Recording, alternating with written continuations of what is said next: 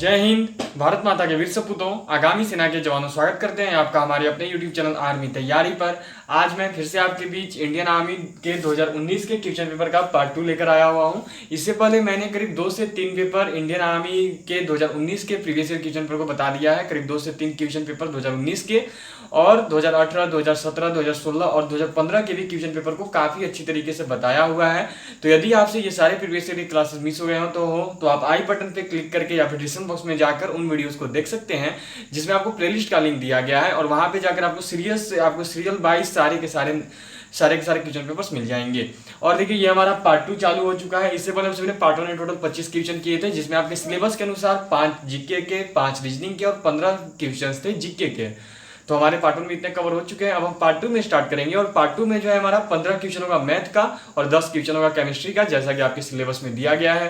तो चलिए आज की क्लास शुरू कर लेंगे। क्लास शुरू करने से पहले यदि अभी तक चैनल को सब्सक्राइब ना किया हो तो चैनल को सब्सक्राइब करके बेल आइकन जरूर प्रेस कर दें और यदि क्लास पसंद आती हो तो वीडियो को लाइक जरूर करें।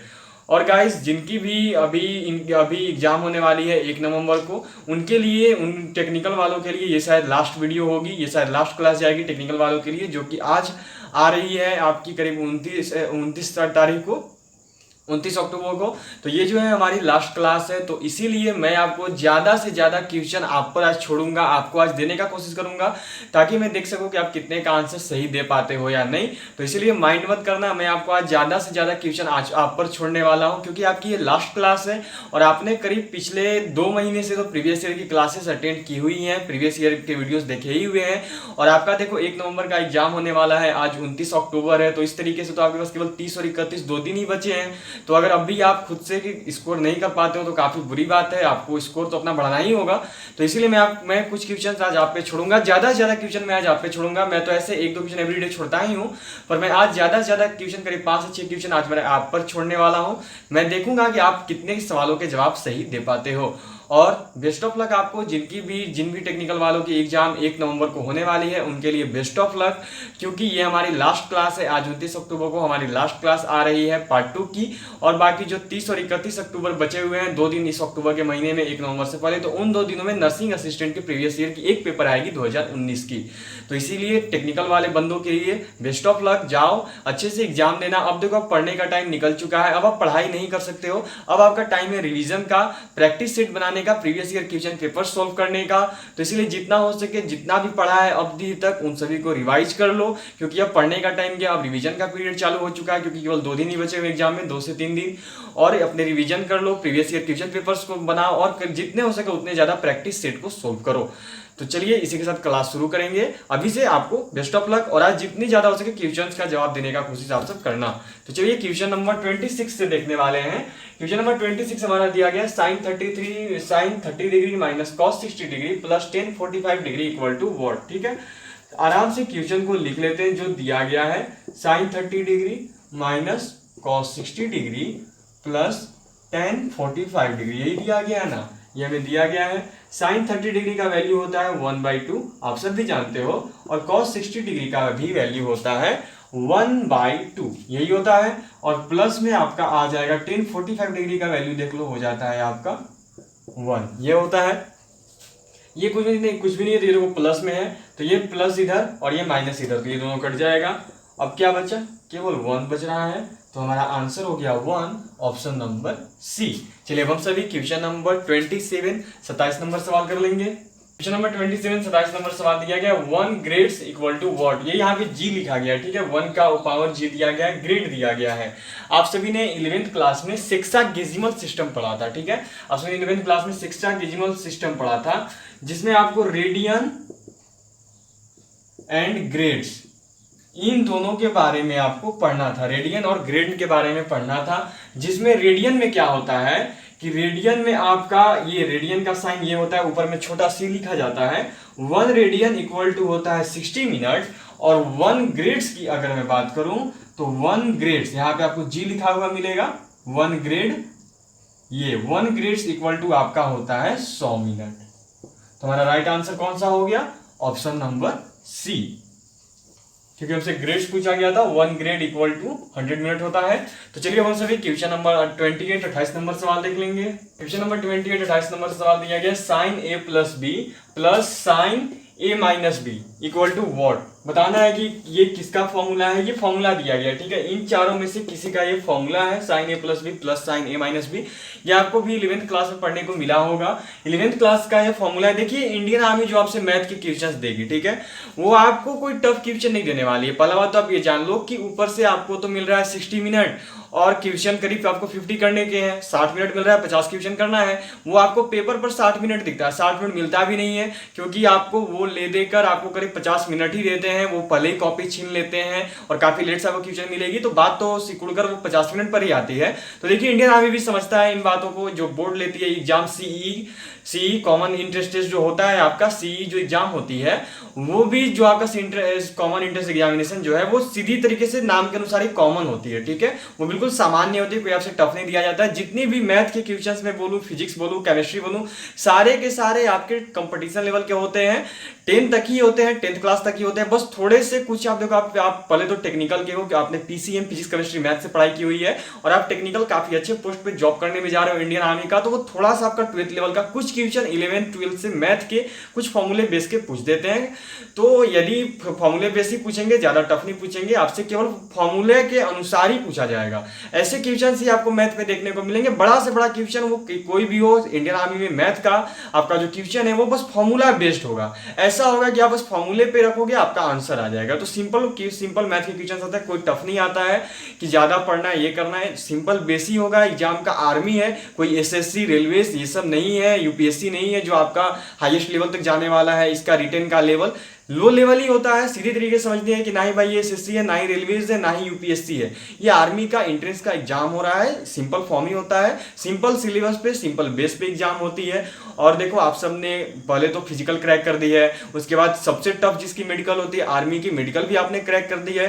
तो बस यही समझना है कि आपको बनाया ही गया है आर्मी में जॉब करने के लिए। ज्यादा माइंड पे प्रेशर ना लेते हुए सिंपल बेस की पढ़ाई करते रहें। और अब रिवीजन का टाइम आ चुका है, तो जितना पढ़ा था ना भाई उसको रिवाइज कर जाओ, ठीक है। क्योंकि बड़ा से बड़ा आप यूपीएससी क्रैकर जो आईएएस आईपीएस बनते हैं उनकी भी इंटरव्यू को सुनोगे तो वो यही बोलते हैं कि पढ़ने से ज्यादा जरूरी है कि जो पढ़ा था उसको रिवाइज कर लें। नहीं तो पता चलता है कि भाई ये तो पढ़ा हुआ था लेकिन अपने को याद ही नहीं आ रहा है। तो इसलिए पहला कोशिश होना चाहिए कि अब देखो 2 से 3 दिन ही बचे हुए हैं, तो जितना पढ़ा था अभी तक उन सभी को रिवाइज कर जाओ, वो आपके लिए बहुत बेटर होगा। तो चलिए इसका क्वेश्चन का बोला सिंपल फॉर्मूला बेस होगा, फॉर्मूला बेस ही है। ये देखो दिया गया 2 cos A into cos B का है, 2 sin A into cos B का है, 2 cos A into sin B या फिर 2 sin A into sin B। तो देखो ये फॉर्मूला है 2 sin A into cos B का।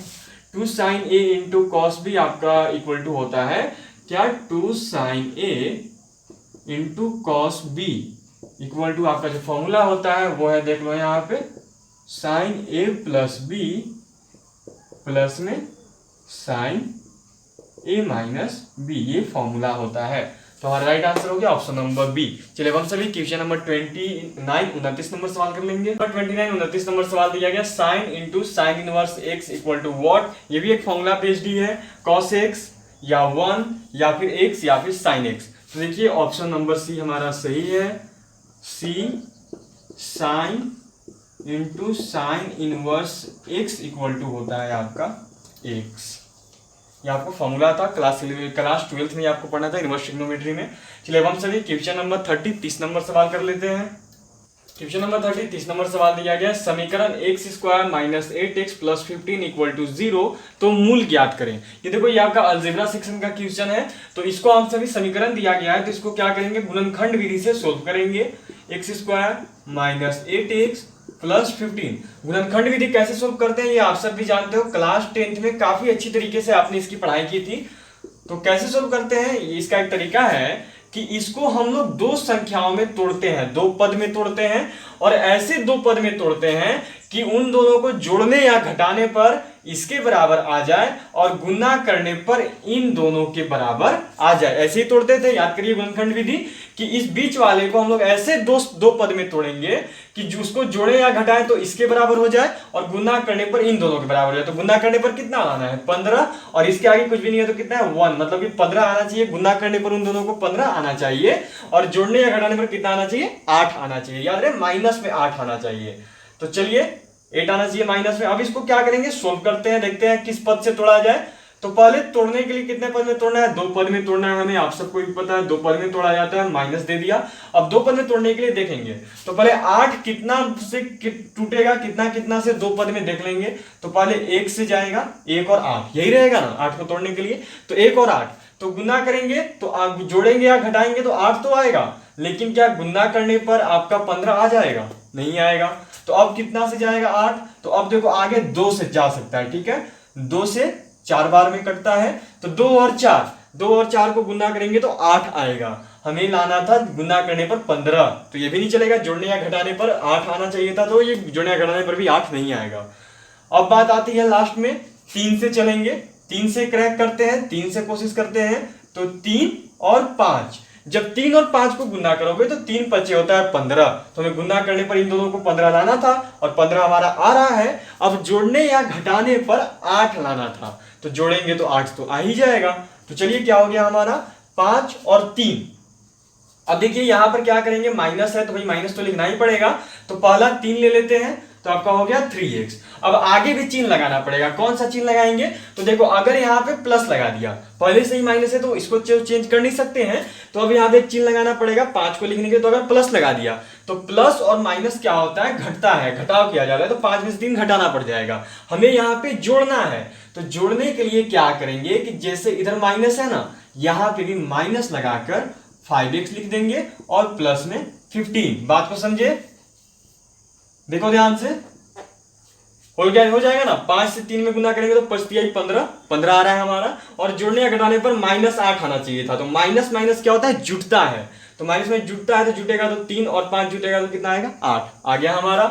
अब क्या करेंगे, कॉमन ले लेंगे, इन दोनों में से कॉमन लेंगे और फिर इन दोनों में से कॉमन लेंगे, इसी फॉर्म में चलेंगे। तो चलिए कॉमन ले लिया जाए,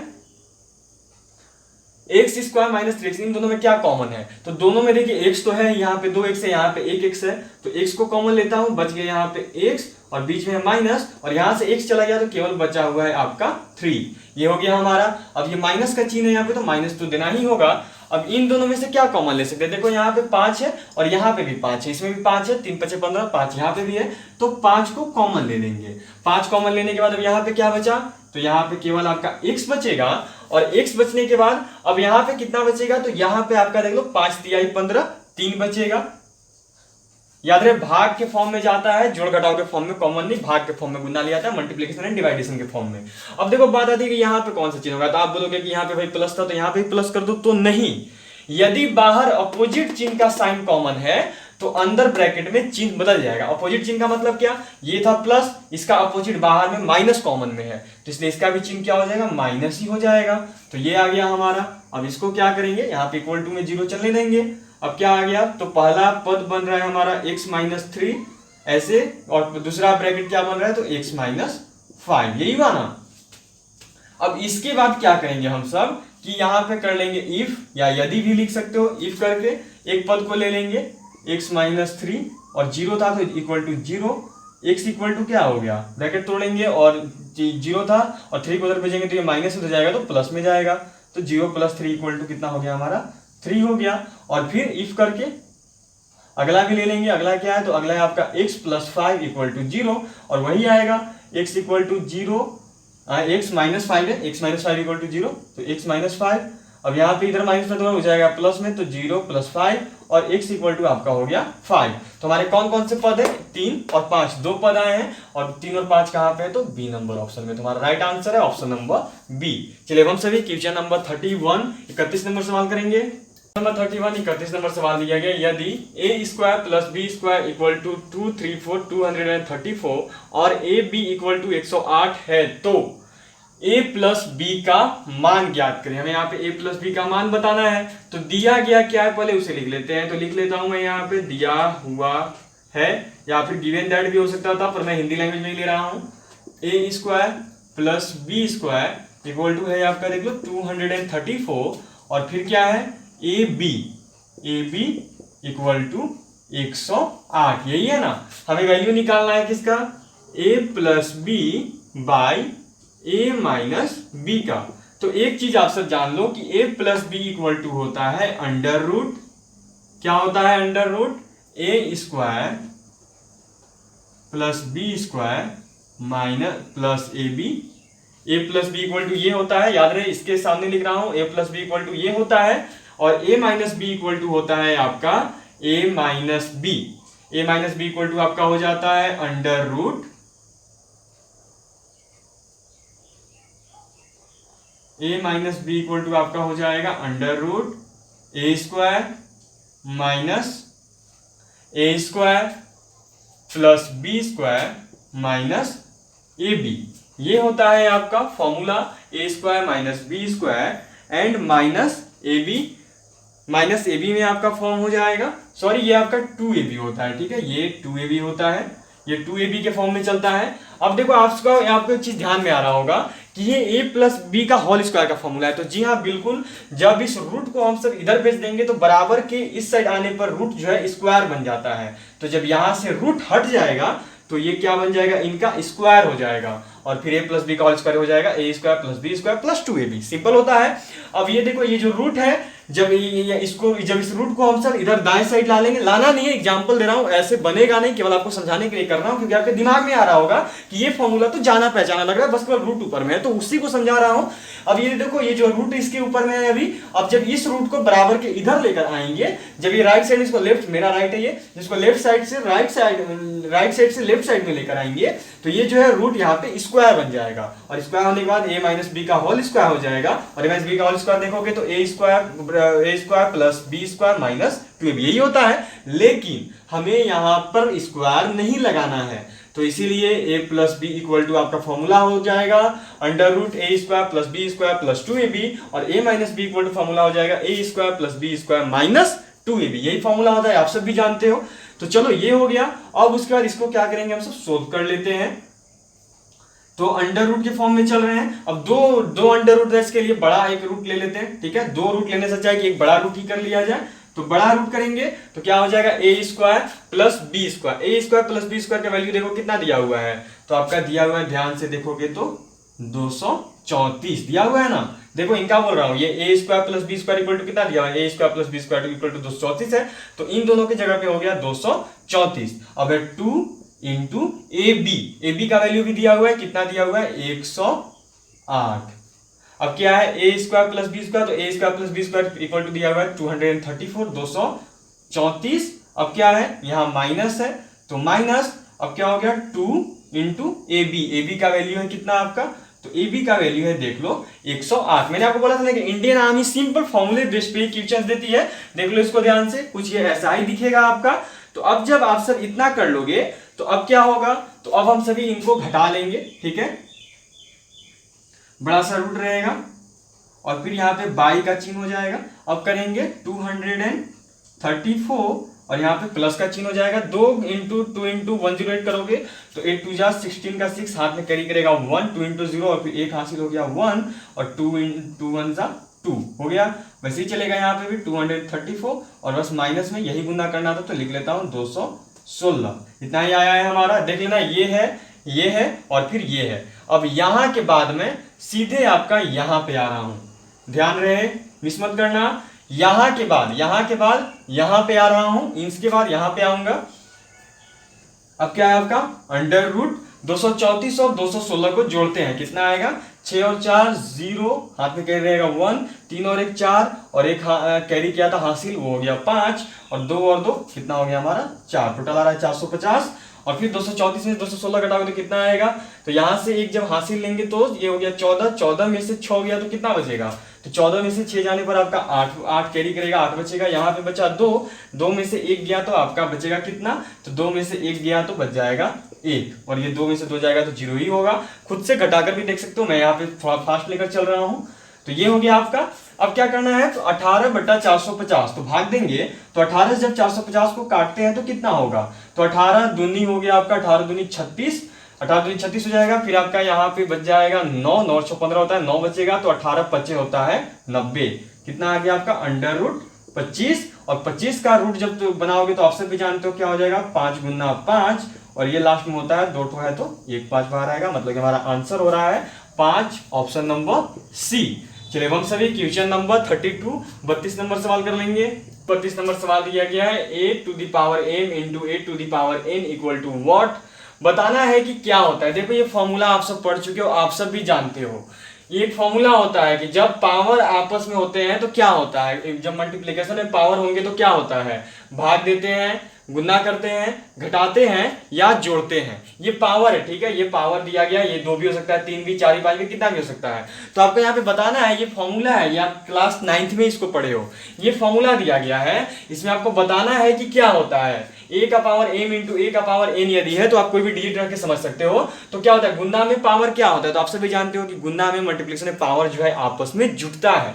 तो गुना मल्टीप्लिकेशन क्या होता है, पावर जुड़ता है, तो पावर क्या होता है, आपस में जुड़ता है गुना मल्टीप्लिकेशन में। तो हमारा आंसर हो गया ऑप्शन नंबर डी, और a to the power m plus 1 is the right answer, क्योंकि मल्टीप्लिकेशन में जो पावर है वो आपस में जुड़ते हैं। चलिए अब हम सभी क्वेश्चन नंबर 33 नंबर सवाल देख लेंगे। क्वेश्चन नंबर 33 नंबर सवाल दिया गया, यदि a अनुपात b बराबर 4:5 तथा b अनुपात c इक्वल टू 6:7 तो a अनुपात c का मान ज्ञात करें। बताना है हमें वैल्यू क्या होगा। तो पहले दिया गया है, देख लो क्या निकालना है हमें, a अनुपात c, यही निकालना है। तो a अनुपात c कैसे निकलेगा, तो a अनुपात c निकालने के लिए हमें क्या करना होगा कि हमें यहाँ पर, आप सब देख लो, हमें यहाँ पर जो है करना होगा a अनुपात b इंटू b अनुपात c, ये हमें करना होगा। तो a अनुपात c का मतलब क्या हो गया, a बटा c बराबर a बटा b गुना में b बटा c, यही होगा। तो निकालेंगे, a का कितना दिया गया, a का वैल्यू 4 है, देख लो, b का वैल्यू कितना है, 5 है, सके b और c में कितना है, b का वैल्यू 6 है और c का वैल्यू 7 है।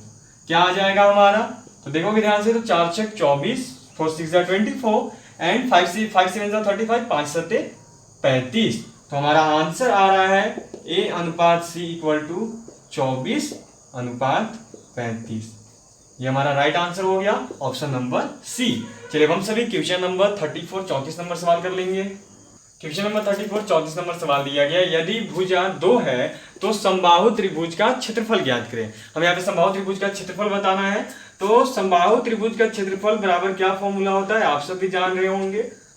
समबाहु त्रिभुज का क्षेत्रफल बराबर फॉर्मूला होता है आपका, देख लो, √3/4 गुना में होता है भुजा स्क्वायर, ये फॉर्मूला होता है। समबाहु त्रिभुज का क्षेत्रफल इक्वल टू होता है √3/4 इंटू भुजा स्क्वायर, √3/4 इंटू भुजा स्क्वायर। भुजा कितना है हमारा, तो भुजा है 2, तो हो गया 2 का स्क्वायर। अब क्या है, √3/4 इंटू 2 का स्क्वायर भी हो गया 4, ये 4 से 4 कट जाएगा, तो हमारा आंसर आ गया 3, क्या √3। चलिए हम सभी क्वेश्चन नंबर 35 नंबर सवाल कर लेंगे।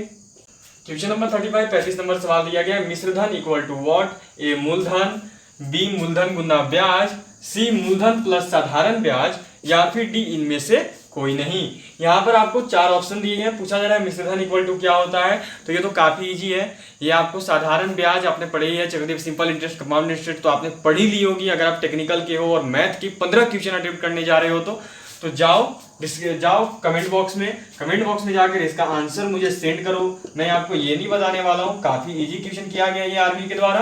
तो इसका राइट आंसर कमेंट बॉक्स में जाना, क्वेश्चन नंबर लिखना, और जो भी ऑप्शन आपको सही लगता है वो मुझे लिखकर भेज देना। तो चलिए अब जल्दी से हम सब क्वेश्चन नंबर 36 नंबर सवाल कर लेंगे। क्वेश्चन नंबर 36 नंबर सवाल दिया गया, उस घोड़े का क्रय मूल्य क्या होगा जिसको रुपए 1785 में बेचने पर रुपए 235 का लाभ हुआ।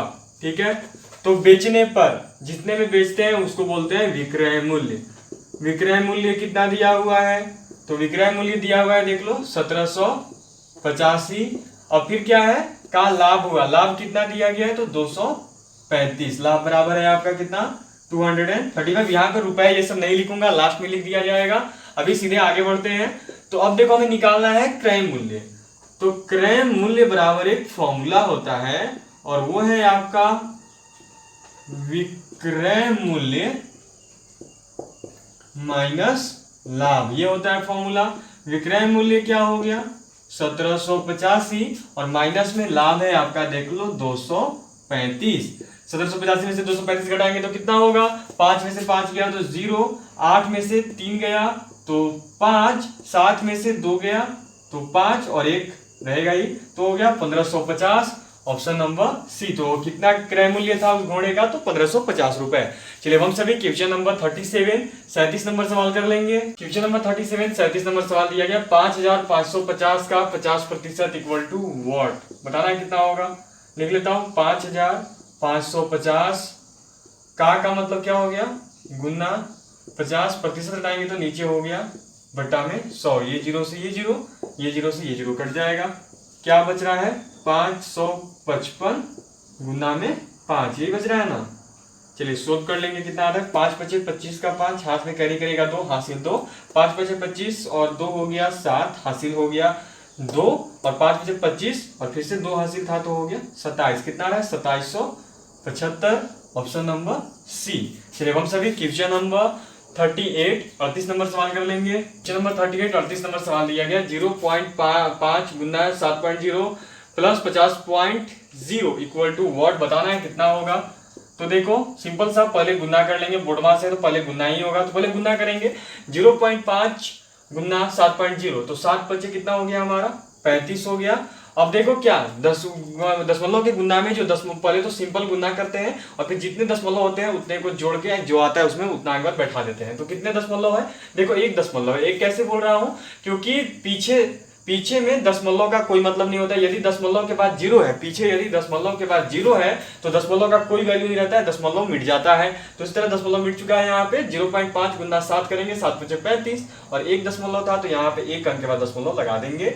अब प्लस में कितना है 50.0 जोड़ेंगे तो कितना आएगा आप ही बताओ 50.0। अब जहां दशमलव का जोड़ गया घटाव का यही फॉर्म है कि दशमलव को आमने सामने लिखते हैं, लिख देंगे और फिर इधर है एक संख्या 3 और इधर है एक संख्या 5, इसको जोड़ रहा हूं। 5 में 0 जोड़ेंगे तो 5, 3 में 0 जोड़ेंगे तो 3 और 5 का 5, कितना आ गया हमारा तो 53.5, ऑप्शन नंबर बी। चलिए हम सभी क्वेश्चन नंबर 39 39 नंबर सवाल कर लेंगे। यहाँ पे में क्वेश्चन नंबर 39 दिया गया है लाभ प्रतिशत इक्वल टू वॉट, ए प्रति रुपए 50, बी प्रति रुपए 100, सी प्रति रुपए 70 या फिर डी प्रति रुपए 150। तो देखिए लाभ प्रतिशत इक्वल टू जो है प्रति रुपए 100 ही होता है, चाहे आप लाभ प्रतिशत बोल लो या फिर हानि प्रतिशत बोल लो, दोनों के इक्वल टू होता है प्रति रुपए 100। लिख लेना लाभ प्रतिशत, ऐसे लिख लो, ऑप्शन नंबर बी सही है। क्या, तो लाभ प्रतिशत या हानि प्रतिशत इक्वल टू प्रति रुपए 100, यही हमारा आंसर हो गया, ऑप्शन नंबर बी। चलिए हम सभी मैथ सेक्शन का आखिरी क्वेश्चन नंबर 40 नंबर सवाल कर लेंगे। और मैथ सेक्शन का आखिरी क्वेश्चन दिया गया है वर्ग का विकर्ण इक्वल टू वॉट, बताना है कि वर्ग का विकर्ण कितना होता है। ए √2, बी √2 इंटू भुजा, सी भुजा गुना क्षेत्रफल या फिर डी इनमें से कोई नहीं। तो देखिए वर्ग का विकर्ण जो है वो होता है आपका, क्या होता है मैं नहीं बता रहा हूं, ठीक है आप बताओ, जाना कमेंट बॉक्स में क्वेश्चन नंबर लिखना, क्वेश्चन नंबर लिख के राइट ऑप्शन भेज दो, मैं आपको रिप्लाई कर दूंगा कि आपने सही जवाब दिया है या नहीं। तो यहाँ पे हमारा जो है मैथ सेक्शन कंप्लीट हो चुका है। अब 41 से लेके 50 नंबर क्वेश्चन तक 10 क्वेश्चन जो हमारे बचे हुए हैं वो होंगे केमिस्ट्री सेक्शन से, रसायन विज्ञान से। तो चलिए देख लेते हैं क्वेश्चन नंबर 41 41 नंबर सवाल। क्वेश्चन नंबर 41 41 नंबर सवाल दिया गया निम्न में से कौन ऊष्मा तथा विद्युत का सुचालक है। बताना है कि इनमें से कौन जो है ऊष्मा तथा विद्युत का सुचालक होता है। ए हीरा, बी कोयला, सी ग्रेनाइट या फिर डी ग्रेफाइट। तो देखो ये भी क्वेश्चन मैं आप पर छोड़ूंगा क्योंकि ये काफी इजी क्वेश्चन है, आपने क्लास 10 में ही पढ़ा था।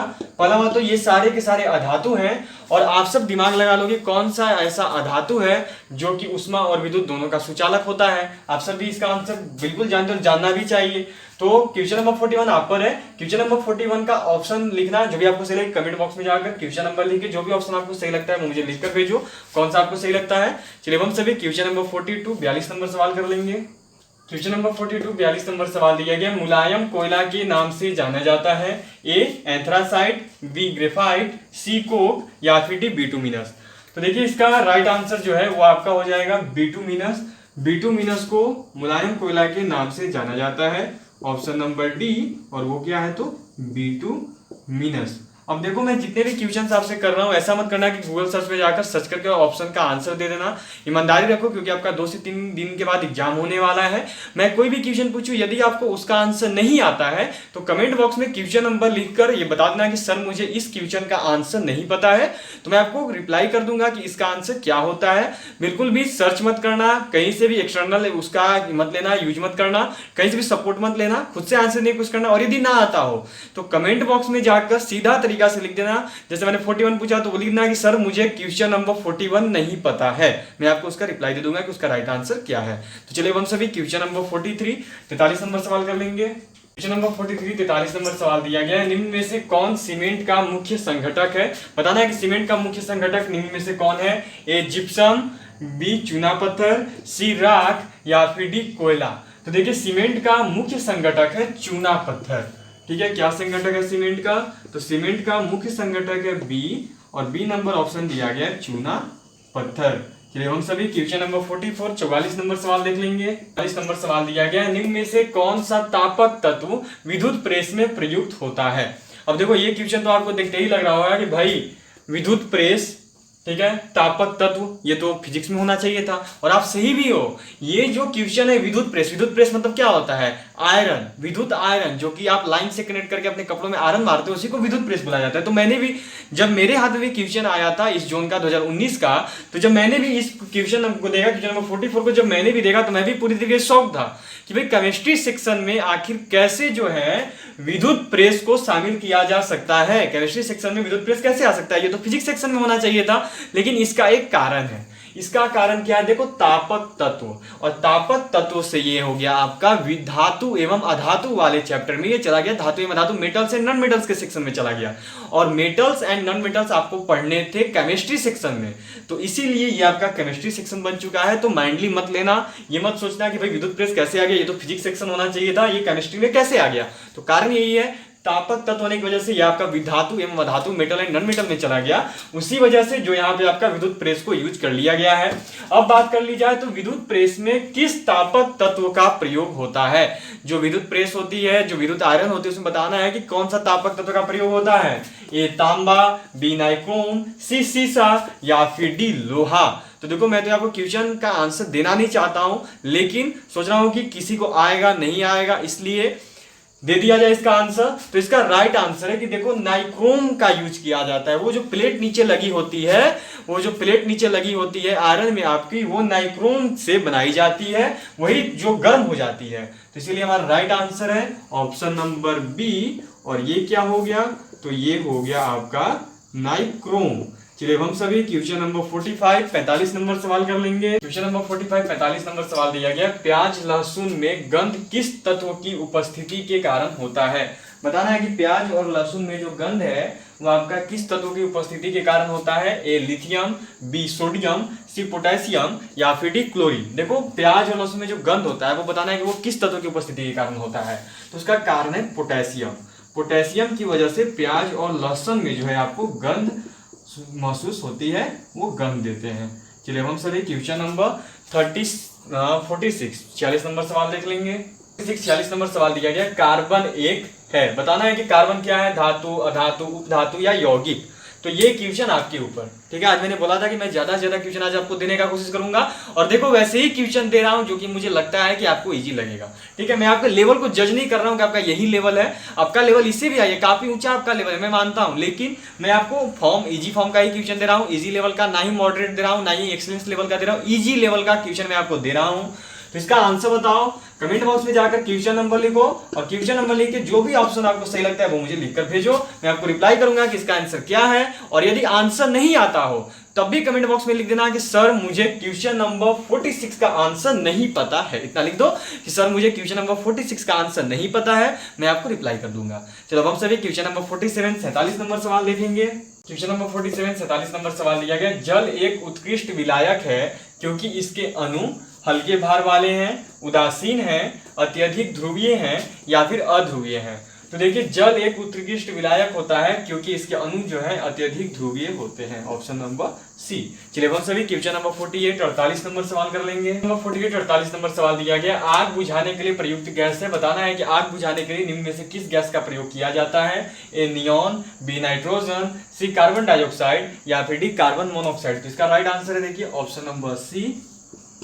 चलिए हम सभी क्वेश्चन नंबर 49 49 नंबर सवाल देख लेंगे। 49 49 नंबर सवाल दिया गया, हाथ से गैस है। बताना है कि इनमें से हाथ से गैस कौन सा है। A nitric oxide, b nitrous oxide, c nitrogen dioxide या फिर डी नाइट्रोजन पेंटॉक्साइड। तो देखिए इनमें से जो हाथ से गैस है वो है आपका नाइट्रस ऑक्साइड, ये स लिखा हुआ है, ठीक है, नाइट्रस ऑक्साइड हाथ से गैस इनमें से कौन सा है, तो ऑप्शन नंबर बी। चलिए हम सभी आज का आखिरी क्वेश्चन, और जिनका भी एग्जाम इस 1 नवंबर को होने वाला है उनके लिए तो ये लास्ट होने ही वाला है प्रीवियस ईयर क्वेश्चन पेपर का क्लास, तो उनका भी लास्ट क्वेश्चन देख लेंगे, क्वेश्चन नंबर 50। क्वेश्चन नंबर 50 और आज का आखिरी क्वेश्चन दिया गया है, IUPAC प्रणाली के अनुसार C2H5OH का नाम है। ए इथेनॉल, बी इथेनॉल, सी प्रोपेनॉल या फिर डी इथाइन। तो देखिए IUPAC प्रणाली के अनुसार C2H5OH का IUPAC नाम जो है, IUPAC प्रणाली के अनुसार C2H5OH क्या है, बताना है क्या होता है C2H5OH इक्वल टू। तो देखिए C2H5OH जो है वो इथेनॉल का फॉर्मूला है। किसका, C2H5OH, ये रासायनिक सूत्र है इथेनॉल का IUPAC प्रणाली के अनुसार। चलिए तो यहाँ पे हमारा क्वेश्चन नंबर 50 कंप्लीट हो चुका है। अब आप देखो क्या करो कि आपका जो पार्ट 1 मैंने बताया हुआ था और जब भी पार्ट 2 बताया, करीब 25-25 क्वेश्चन मैंने बता दिए हैं, तो अपना स्कोर शेयर करना मुझसे बिल्कुल मत भूलना। कि अब कमेंट बॉक्स में जाना और कमेंट बॉक्स में जाकर ऐसे लिख देना आउट ऑफ 25, ऐसे लिखना कमेंट बॉक्स में, याद से यही कोड होना चाहिए पार्ट 1, ये कर देना, यहाँ देखो पार्ट 1 और पार्ट 1 में ऐसे कर देना। अब आगे लिखना ऐसे पार्ट 2 और पार्ट 2 में भी ऐसे करके यहाँ पे डॉट डॉट आपका जितना भी आया है सही वो लिखना और लिखना आउट ऑफ 25, फिर यहाँ पे भी डॉट डॉट रहेगा और जितना आपको आया है वो आपको डॉट डॉट में भरना है आउट ऑफ 25। ये आपको ऐसे लिखना है और ये डॉट डॉट की जगह पे क्या लिखोगे, तो डॉट डॉट की जगह पे जितना भी क्वेश्चन आपने सही किया होगा वो यहाँ पे आपको लिखना है कि पार्ट 1 में आपने कितना सही किया, पार्ट 2 में आपने कितना सही किया, बिल्कुल ईमानदारी से लिखना। तो चलिए अब तो हमारा ये लास्ट क्लास है, जिनका भी एग्जाम होने वाला है इस 1 नवंबर के लिए, God bless you, best of luck, जाओ एग्जाम दो। आपने पहले से ही दौड़ क्लियर अप की हुई है, मेडिकल क्लियर अप की हुई है, तो भाई वो आसान तो होता नहीं है। आर्मी का क्लियर किया है आप सबने, बेस्ट ऑफ लक, आप बने ही हो आर्मी के लिए। बस जाओ अब रिवीजन स्टार्ट कर दो क्योंकि पढ़ने का समय नहीं है, और जाओ रिवीजन स्टार्ट करके बिल्कुल अब जाओ एग्जाम दो। एग्जाम देकर आओ तो अपना स्कोर मुझसे शेयर करना मत भूलना। कमेंट बॉक्स में जाकर आप किसी भी लेटेस्ट वीडियो में आप कमेंट कर सकते हो, ठीक है। और यदि आपको क्वेश्चन पेपर मिलती है, ऐसे तो शायद वो क्वेश्चन पेपर नहीं देते हैं, लेकिन अगर इस बार से आपको क्वेश्चन पेपर मिल जाती है तो आप कमेंट बॉक्स में जाकर मुझे बताना कि आपको क्वेश्चन मिली है या नहीं। अगर क्वेश्चन मिला हो तो मैं आपको एक नंबर दूंगा, उस पर मुझे सेंड जरूर कर देना ताकि मैं आपको उसका राइट आंसर बनाकर बता सकूं। ऐसे तो मेरे उम्मीद में शायद वो लोग क्वेश्चन नहीं देते हैं घर पे लाने के लिए, लेकिन अगर इस बार कुछ हो सकता है अलग नियम हो, तो अगर आपको इस बार क्वेश्चन मिल जाती है वहां से अपने घर पे लाने के लिए, तो जो भी आपको लेटेस्ट वीडियो अभी हमारे चैनल पे मिलेगी, इस आर्मी तैयारी चैनल पे जो भी आपको लेटेस्ट वीडियो मिलेगा, उस वीडियो में जाकर आप किसी भी ट्रेड से हो आप जाना, आप टेक्निकल के हो, अभी टेक्निकल वीडियो देख रहे हो, नर्सिंग स्टूडेंट के, तो जाकर कमेंट बॉक्स में मुझे लिखना कि आपका पहला तो एग्जाम कैसा गया वो बता देना, 50 में से कितने आपने सही किए वो बता देना, और फिर अगर आपको क्वेश्चन मिला हो तो लिख देना कि सर हमें क्वेश्चन मिला है। अगर ना मिला हो घर पे लाने के लिए तो लिखना कि सर हमें क्वेश्चन घर पे लाने के लिए नहीं मिला है। और यदि मिल गया हो तो मैं आपको एक अपना व्हाट्सएप नंबर दूंगा, एक नंबर दूंगा, उस पर आप मुझे एक आपको ईमेल आईडी दूंगा, उस पर आप मुझे सेंड कर देना फोटोज क्लिक कर करके, फिर मैं आपको उसका सॉल्यूशन बनाकर भेज दूंगा, सॉल्यूशन बना के मैं उसका वीडियो अपलोड कर दूंगा। तो इसलिए अगर क्वेश्चन मिलती है, ऐसे तो वो लोग शायद क्वेश्चन नहीं देंगे, लेकिन अगर आपको क्वेश्चन मिल जाती है तो जो भी हमारी लेटेस्ट वीडियो उसमें कमेंट करके मुझे बताना जरूर कि आपको क्वेश्चन मिली है या नहीं। और यदि क्वेश्चन मिली है तो मैं आपको एक व्हाट्सएप नंबर और ईमेल आईडी भी दूंगा, उस पर आप मुझे फोटोज क्लिक करके भेजना और मैं उसका सॉल्यूशन बनाकर भी अपलोड कर दूंगा। तो अभी के लिए इतना ही, best of luck all of you, तब तक के लिए जय हिंद जय भारत।